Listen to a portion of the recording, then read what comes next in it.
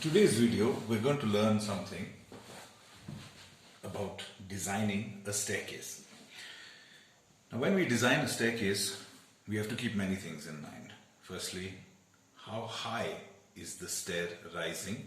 This is called the riser. If the riser is very small, we will need many steps and our staircase might become too long.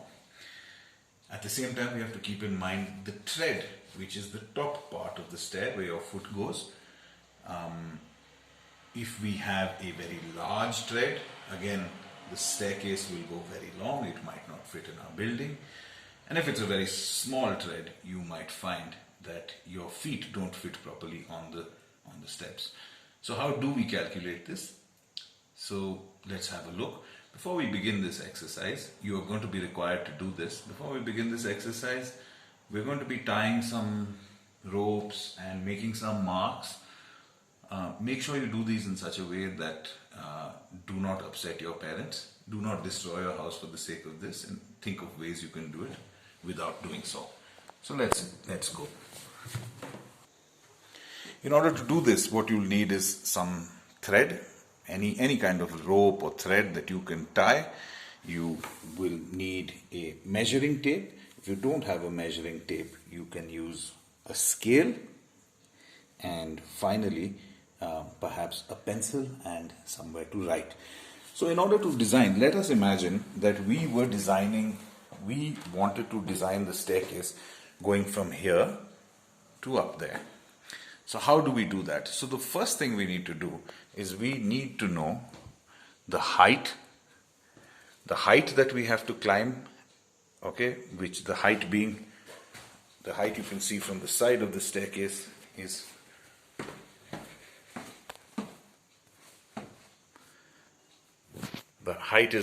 from the landing here to the floor there, and we also need to know how much distance is available, how much this distance is available to cover that. So in this case, what we can do is we can quite simply, we need to measure that. So what you can do is you begin by tying the thread at the top of the stairs.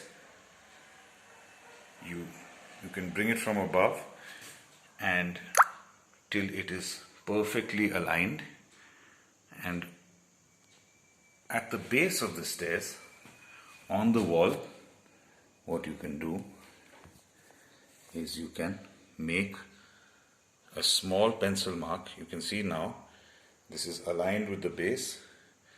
Over here you can make a small pencil mark. So I have made this pencil mark. I'm not sure you can see it right now. 1 minute. Sorry. Yeah, you can see the pencil mark I've made. So if I hold my string at the pencil mark, you can see that it's aligned with the bottom of the stairs. Now what I have is I have the ability to measure the length and the height. So let's do that. So if you have a measuring tape, you can measure it directly. And if you don't have a measuring tape, then what you can do is at the edge of the staircase over here, you can tie a knot. I have only one hand since I'm holding the camera in the others, but you can tie a knot at the edge of the stairs. And sorry, this is hard to do with one hand. So you'll have to do it more exactly than this. So there you have it. So what we're going to do is we can use the scale to measure from our knot to our pencil mark. We can measure the length. This will tell us how much distance we have. And then secondly, we can use the same rope to measure the height to the bottom of the stairs. This will tell us how much distance we have, and how much, this will tell us how much height we have to cover and how much distance we have. So when I measured my staircase from the bottom to the mark I made, that's the mark I made,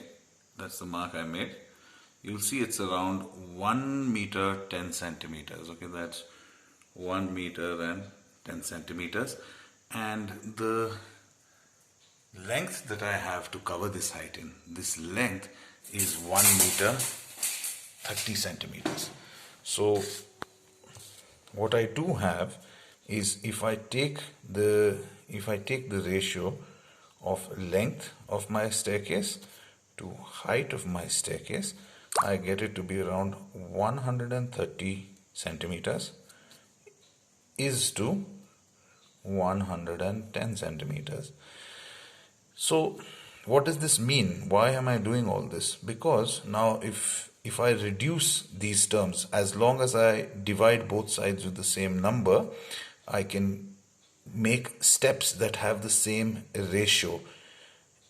What I do is, let's say I divide by 10. It's clear both of these are divisible by 10.